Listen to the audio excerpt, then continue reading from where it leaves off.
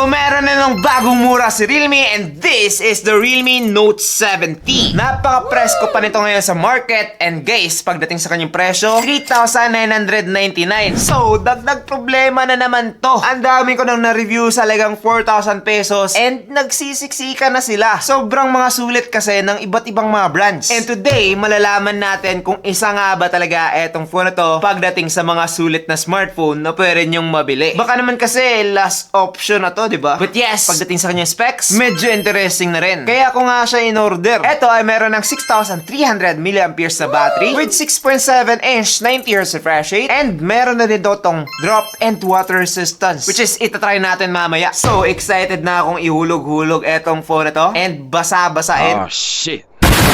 Kaya naman, kung nagbabalak ka na bumili nito, we'll definitely finish this video dahil nga magkaroon ng unboxing and full review and we will start in 3, 2, 1. Let's go!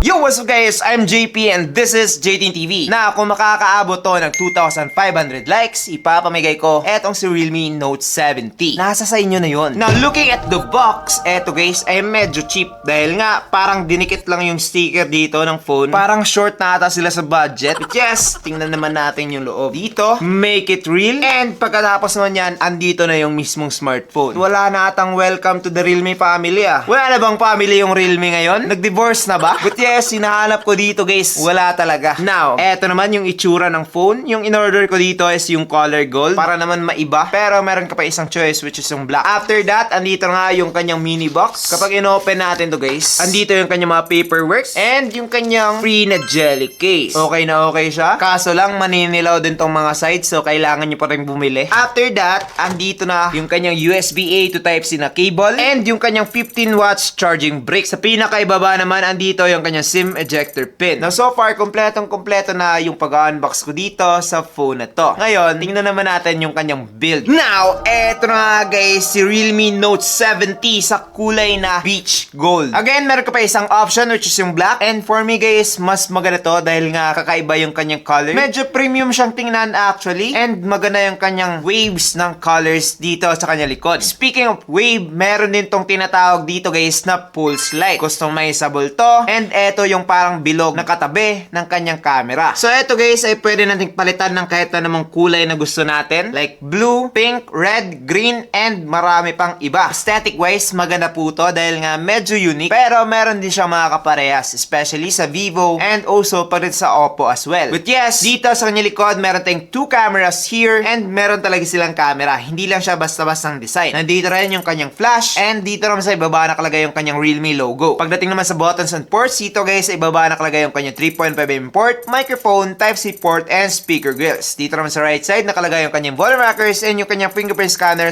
/ power button. Dito naman sa left side, nakalagay yung kanyang SIM card tray na nagsusupport ng 2 SIM card plus 1 SD card. By the way, eto nga pala ay expandable na up to 2TB via SD card. So, okay na yon. And sa top naman, wala tayong makikita. So, bakit nga ba expandable to up to 2TB? Well, it's because yung kanyang variant dito guys is just 464. So, medyo kulang talaga yung 64GB storage, especially na ang daming bloatwares kapag sinet up natin to. Napakarami ng mga naka-download like yung mga Temu, Prime Video, meron pang mga games dito na hindi naman talaga useful. But yes, at least nagso-support pa rin siya ng micro SD card. Also guys, take note na itong phone to ay single pairing speaker lamang po. Hindi katulad ng mga ibang phones na mga sinabi kong the best, meron ng mga dual speaker. Eto guys, isa lang po. Now, yung kagandahan naman about this phone is that drop resistant siya. Pagdating kasi sa kanyang build quality, meron po siyang plastic back, plastic frame, and panda glass naman yung kanyang harapan dito. So even though nauna yung kanyang display, kapag nabagsak nyo, okay pa rin.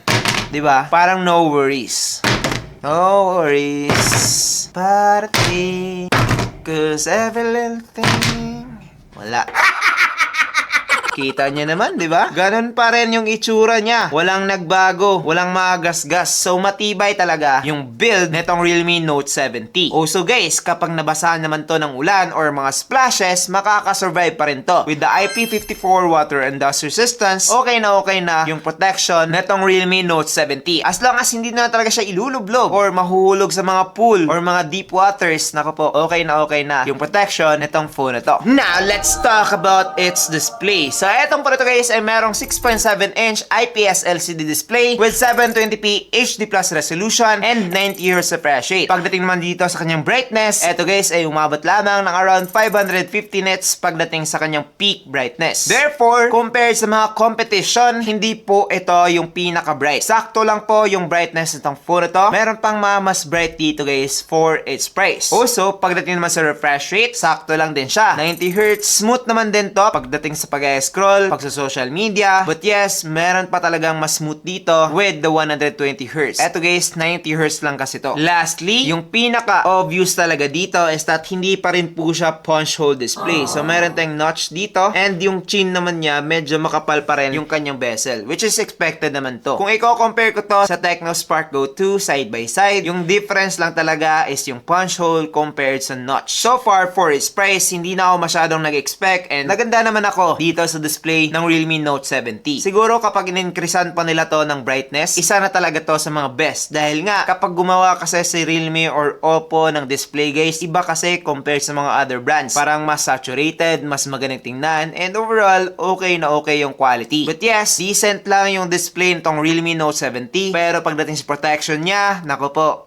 amazing. Now, let's talk about the performance and processor nitong phone na to. So far guys, eto ay hindi na po Go Edition. Eto ay meron ng Android 15 with Realme UI, and so far, smooth naman siya. With the Unisoc T7250 na processor, with octa-core CPU up to 1.8 GHz, and Mali GP7 MP1 naman pagdating sa GPU. I think makikisabay talaga to compared sa mga best smartphone at this price point. Dito guys, ang Antutu benchmark, nakakuha na po siya ng 266,000, which is pretty good na pagdating sa ating daily tasks like text, tawag, and pagsusokmed. Kung hindi naman talaga gamer or heavy user, okay na rin etong si Realme Note 70. Ngayon, syempre, tinest ko rin to pagdating sa Mobile Legends and Call of Duty. Dito guys, sa Mobile Legends, playable naman siya with the ultra graphics and high frame rate. As you can see, smooth naman yung aking paglaro dito and makakapatay pa rin ako syempre ng kalaban. As long as maganda yung signal ng internet ninyo, okay naman din yung gameplay na maibibigay na tong phone na to. Sa COD naman, meron tayong medium graphics with high frame rate, and as you can see, okay pa rin siya. Decent na rin to, pero hindi ko to marirecommend talaga kapag gusto mo talaga yung pangmatagalan na Call of Duty. I think na magkakaroon to ng throttling kagad kapag matagal na. But yes, kapag casual gamer ka lang naman, minsan ka lang maglaro ng Call of Duty and Mobile Legends, I think you're good to go with the Realme Note 70. Yung problema ko lang talaga dito guys is yung storage niya. Dahil nga 64GB lang siya, kailangan mo pang bumili ng SD card. And also, yung kanyang bloatwares na sinabi ko kanina. 64GB na nga lang, tapos ang dami pang naka-install na app. So, kailangan mo pang i-uninstall to lahat para mas maging optimize yung inyong gameplay and yung inyong overall usage. I think na for its price, wala naman kayong hahanapin pa na mas smooth or mas maganda dito dahil nga ganito talaga yung mga processor kadalasan. And with the Realme Note 70, okay na siya guys dahil nga hindi na siya Go Edition and ma-enjoy mo na talaga yung pagiging full Android niya. So for me, okay na rin yung performance nitong Realme Note 70. As long as you're good with the storage, para sa akin guys, enough naman na din yung kanyang 4GB of RAM. Hindi ka naman siguro bibili ng isang entry-level na smartphone para mag-multitask ng mga heavy apps, diba? But yes, if you were to do that, don't do that with this phone. Kailangan mong bumili ng mas malakas na smartphone. Now, let's talk about my favorite about this phone. And this is the battery. So, eto guys, ay meron ng huge 6,300 mAh na battery. And guys, talagang 4,000 pesos, never pa ako nakakita ng ganito kalaki na battery. So, kung gusto mo na isang makunat na smartphone, yung tipong aabot ka talaga ng up to 2 days, kahit hindi ka naman talaga ganun katipid gumamit, well, definitely, eto na yon. Now, pagdating naman dito sa kanyang charging, hindi po siya ganun kalakas. It only has 15 watts charging, and umabot talaga ako dito ng 2 hours and 20 minutes from 0 to 100%. So, medyo mabagal yun, guys. So, if I were you, i-charge nyo na siya sa gabi bago kayo matulog. In that way, pagising nyo, full na. But yes, eto talaga yung pinaka-paborito ko about this phone. Minsan lang itong mangyari, guys. Napakakunat na battery, tapos galing pa sa Realme, di ba? Maganda. Now, let's talk about the cameras. Eto guys, ay merong 13MP main camera and 5MP selfie camera. Now, for my experience, etong phone to ay makakakuha na ng mga natural looking photos and maganda na rin yung kanyang quality. Yes, decent na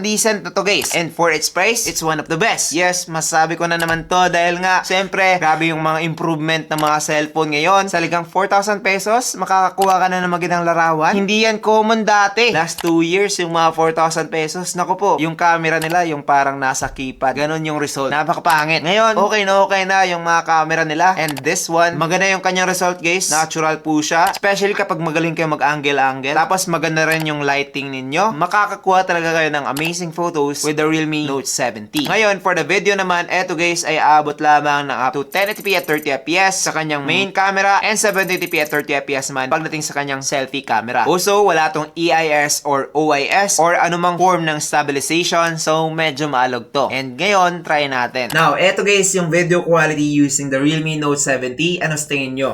Okay ba? Comment down below. Ngayon, try naman natin yung kanya selfie. Now, eto naman guys, yung selfie video camera ng Realme Note 70. Ano sa tingin nyo? Okay ba? Comment down below. So yes, as expected, hindi siya ganun kaganda pagdating sa kanyang video quality guys. Decent lang po siya. I think na meron pang mas worse dito. But so far, ang nagustuhan ko lang is accurate pa rin naman yung kanyang color production and okay pa rin naman siyang tingnan kapag malayuan. Pero kapag diniinan mo guys, kapag nilapitan mo talaga siya, malalaman or makikita mo talaga na medyo pixelated yung kanyang video. But yes, sa presyong 4,000 pesos, hindi na ako magdedwell dito. Hindi ka naman talaga kasi bibili ng isang napakamurang smartphone tapos mag-expect ng napaka-high, diba? Pero yes, if you are looking for the best camera, hindi po ito yon. Siguro check na lang yung review ko ng Tecnospark 40C. Yun, camera focus talaga yon. But hindi rin yon kasing tibay ng Realme. And also, mas malaki rin yung battery nito. Yun na naman, kapag meron kayong gusto, meron din kayong mga hindi gusto. Wala talagang perfect na murang smartphone, guys. Yun lang yung masabi ko. Now, marerecommend ko ba etong si Realme Note 70 para sa inyo? Well, it depends. Unang-una, kung okay lang naman sa inyo na meron lamang siyang 464, medyo mababang storage, I think makokontento na rin kayo. Maganda yung kanyang processor, malaki yung kanyang battery, and okay na rin yung kanyang display. Sa camera naman, decent na rin po siya, and hindi na talaga mahihiyang i-post yung inyong mamuka. I think iba pa rin talaga kasi kapag Realme yung gamit ninyo. As of now, marami pa rin talagang mga Realme fans, and for them, ayaw na nilang lumipat sa ibang mga brands. So kung gusto nyo na isang mura and sulit na Realme, well, eto na yon. Kita nyo naman, diba? May pailaw-ilaw pa. Now, para hindi naman kayo ma-scam or mabiktima, well, definitely maglalagay ng link down below kung saan ko siya nabili sa Shopee. So I think that's pretty much it for this video. Kung meron kayong mga question, just comment down below. And again, 3,000 likes or 2,500